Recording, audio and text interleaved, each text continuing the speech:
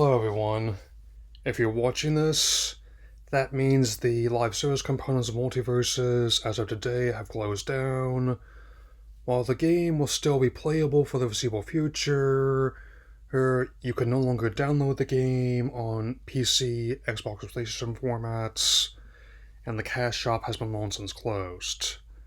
So, in order to go through this postmortem, I will be going through a timeline of the game's life cycle, or how it was a promising platform fighter that was ended up being cut short, and also what will happen and now how that will be no further development of the game. So let's get started. Before I start the timeline in earnest, it's also worth mentioning that with the success of the Smash Bros. Franchise, it obviously meant that other people would naturally want a piece of the platform fighter market that Nintendo helped create. I mean, even on console that underperformed game system sellers, of course, Melee and Ultimate have competitive cycles all their own.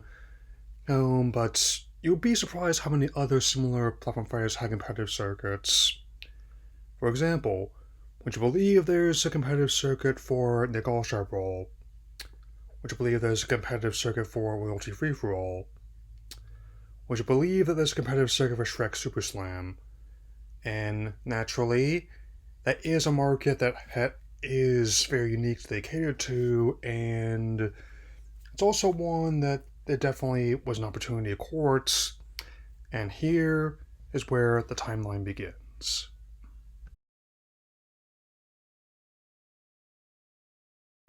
In the year 2019, Player First Hearst Games was founded, which is a team which is headed up by a one Tony Wynn, as was being made up of a whole slew of people who had experience in the competitive circuits for Melee and later Ultimate, and just playing this one, you can actually feel that experience in every match, in every aspect almost. So there's a lot of people that can be blamed for the game's decline and eventual closure, but they are not among them.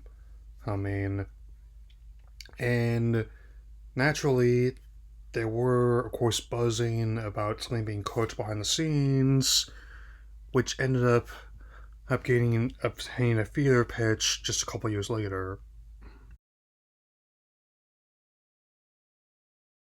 In the year 2021, the game in earnest began to be leaking out to the public, but had an official announcement, as they often do, which is kind of an interesting idea. I mean, I don't actively comment on leaks, as I pointed before, but I am a person that always is entertained by them coming into fashion, and with more and more our time passing by, it'd only be a matter before the game would see an official reveal, which we ended up getting the following year in the May of 2022.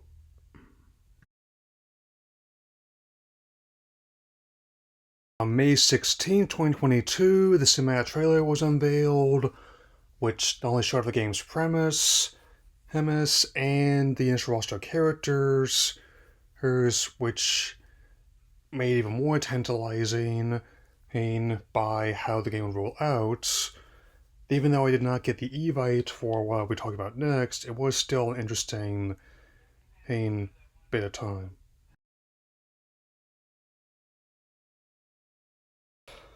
On May 19th of 2022, the closed beta began, which was invite only, as well as showing off the initial roster of characters.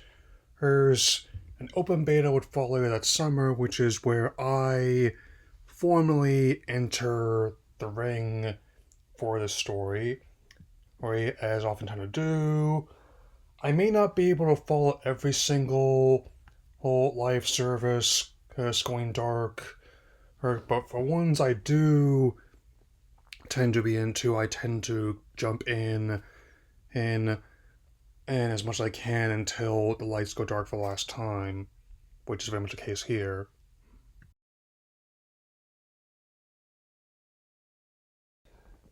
The open beta would begin on July 26th of 2022, and let me tell you, as someone who logged 500 hours into the game across its lifespan and up until its closure today, hey, well, I obviously would never put it on the same pedestal as I would any of the Smash Brothers games, especially a Melee and Ultimate, which are most played ones.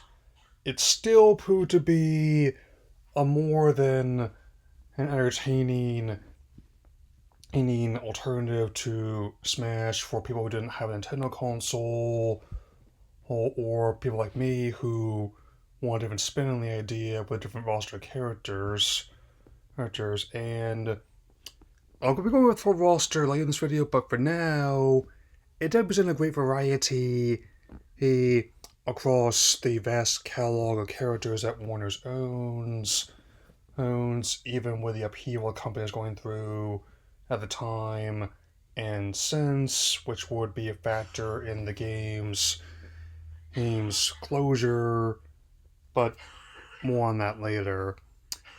And also would like to know that the developers are actually pretty good at not only hearing feedback but also listening to it. Not just in terms of characters I'd like to see he actually join the roster, many of which actually did, but also are making fixes because it's one thing when you have Velma use a police car finisher on characters like Tom and Jerry or Arya Stark.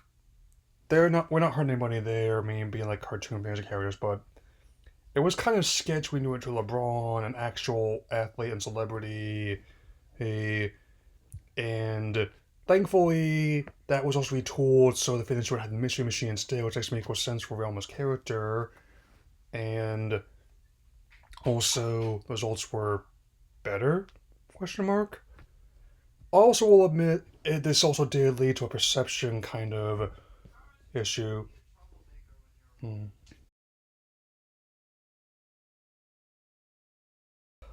On March 27th, 2023, the open beta ended, admittedly with more than a few characters and cosmetics on the roster, many of which could actually be bought with actual money, or at the very least the in-game currency of Gleamium.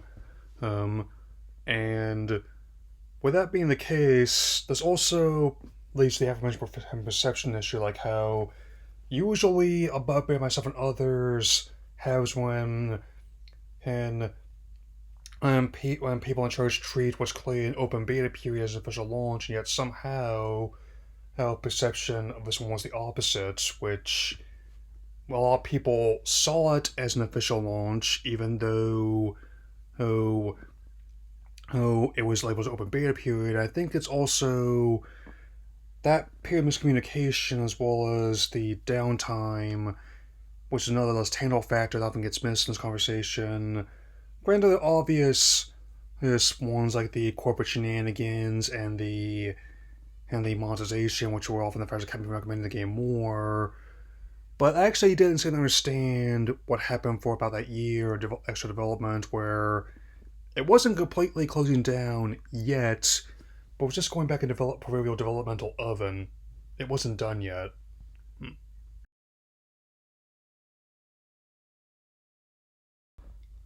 On May 28, 2024, the full game would launch, and thankfully, people like me who played the beta just had to go back to square one. All the characters and cosmetics were still there that I had earned, and even though I definitely did have an audience that stayed with it till the end, which I was part of, even I will admit it was not quite the same, and and the monetization was once again and the biggest flaw I took with it. I mean, I obviously did not get every single little skin and or other doodad out there in the shop, mainly because I'm kind of guy that tends to invest their wings more towards fighters than anything. Thing. But overall, if there was like a fighter or cosmetic I was interested in, I tried my best not to spend more than $5-10 a piece, which is about how much like the battle pass has cost. I mean, less typically. I mean, also was pretty good at it. I only do it if I invest a certain amount of time and money into a title already. Again, you're talking to someone who unlocked the bulk of the ultimate roster on the game card not long after they got the game, and subsequently he bought both fighter passes before I even know who's going to be in them. And admittedly, some of the choices were quite interesting, but overall, I did think the game ultimately had like a good variety of characters as it began, and talking about winding down, with the game ultimately having in 35 characters overall from various IP. And I will go over them in no particular order. We have like the Rain Dog, who's like the mascot of the game, arguably, and though unique to the game, functionally was a substitute of Falcor from Neverending Story and was absolutely mother lovely, adorable. Man, we have Finn and Jake from Adventure Time, as well as the Banana Guard and Marceline, the Vampire Queen, with their respective voice actors as reprising their roles. We have from the DC universe, we have Batman and the Joker, with this game being one of the last appearances of Kevin Conroy and Mark Hamill's roles before the former passed and latter retired his variant out of respect for his late colleague and friend. Superman, voiced by George Newbern, who had been voicing him in multiple video games and animated projects over the years.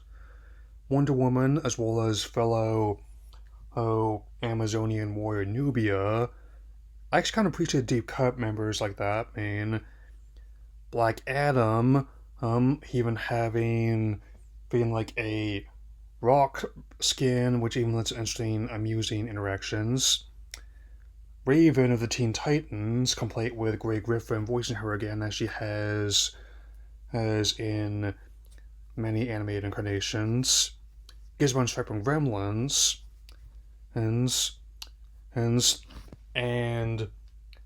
from the Looney Tunes roster, we have Bugs Bunny, Taz, Marvin the Martian, and the Toon Squad variant of LeBron James, voiced by I sound alike, who incidentally is Barrett from Final Fantasy VII Remake Saga, who I guess are also connected. We also have Smith from The Matrix. We have Beetlejuice, who actually looked better than he did in the movie. We've also got Rick and Morty. They even recast them after they were recast in the show. Samurai Jack. We have Velma and Shaggy from Scooby-Doo, with him also mastering Thomas Ultra Instinct, as he's in 1% of my full power Scoob. Tom and Jerry, it makes sense, characters that can walk off having the anvil safe dropped off them could actually be in this tournament.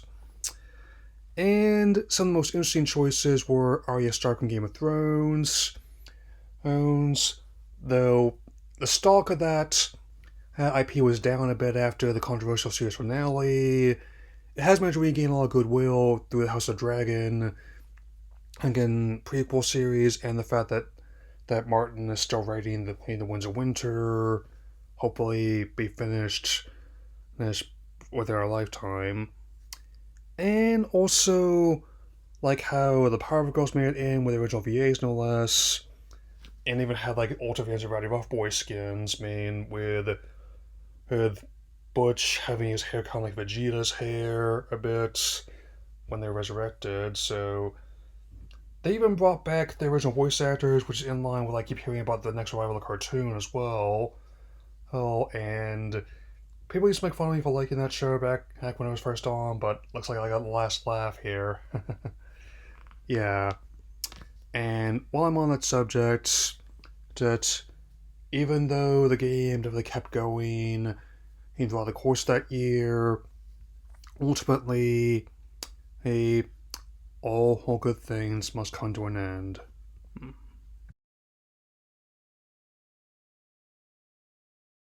Though, the people in charge at Warner Brothers Discovery intended to keep pressing forward with their game as service plans, as I just said before, actions speak louder than words.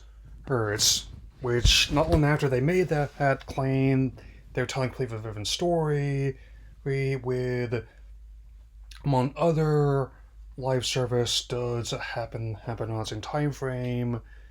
The game stays numbered officially.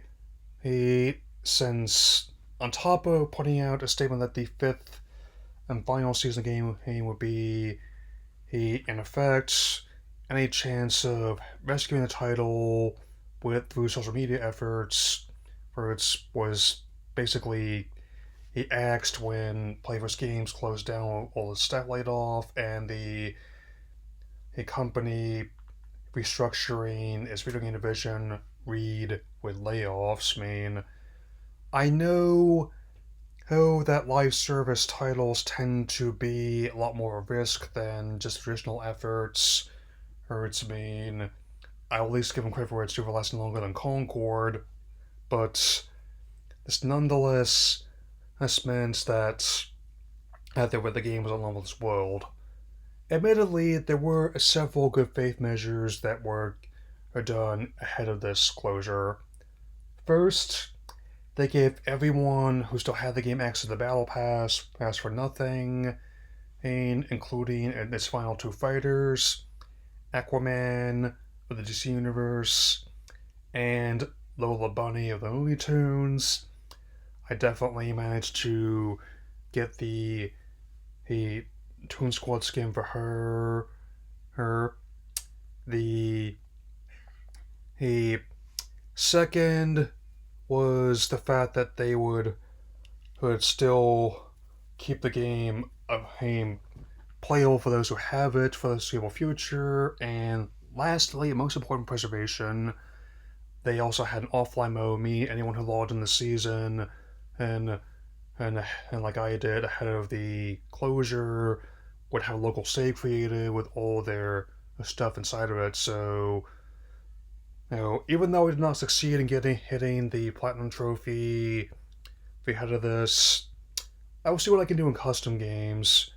Since I was one of those kind of Smash players, like say one who was labbing before that turned into Lexicon on, and I certainly hope that developers, or especially Tony, can find work elsewhere, er, since they are clearly talented with what they can do here.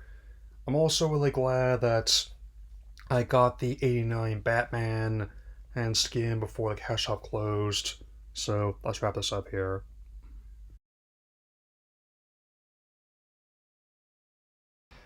As of today, the online components of this game are no more. Or, though, if you still have it on your system like I do, you can still technically play the game locally. A, a, there will be no more content updates for the title at all. Oh, the game is also no longer available to download on PlayStation, Xbox, or PC. And naturally, it's had impact on a lot of other titles across the board at Warner's. They've actually taken their business in other directions, focusing on core assets such as Wizarding World,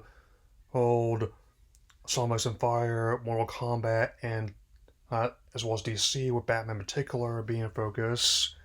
They even recently inked a new deal with Epic Games to bring their collab back to Fortnite with popular IPs like Adventure Time and Superman, and also being represented even fairly recently. And I must say, it will likely not be the only Platinum Fighter we'll see enter the space, especially since persistent talk is ongoing what will happen with Smash Bros. On Switch 2. At the very least, I could see us getting like a Switch 2 version of Ultimate and Melee on GameCube Classics. But all the same, it was an interesting take, like how I like how even the game made characters that I was not normally into, like Garnet and Steven Universe, actually pretty entertaining to play with. I mean, which is a sign of a good platform fighter when even back, especially on characters you're not personally into, are engaging to play. Hey, and while this game may not be around anymore, I will always enjoy the time spent with it. So, as you might say, this is for you.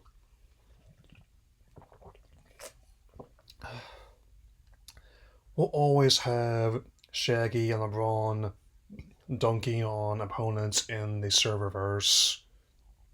That's all for now. I'll see you all again soon. Take care, everyone.